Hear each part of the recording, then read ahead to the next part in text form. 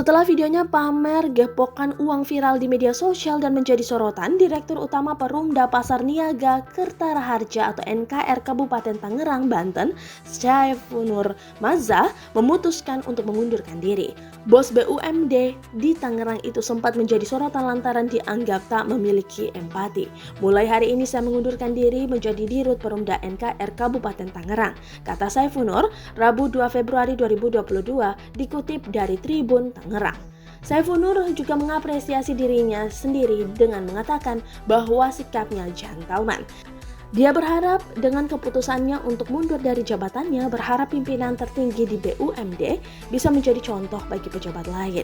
Dalam gambar yang dikirim Pemkab Tangerang, nampak yang bersangkutan tengah memegang surat pengunduran dirinya yang sudah ditandatangani. Hal itu juga dikonfirmasi oleh Bupati Tangerang Ahmed Zaki Iskandar.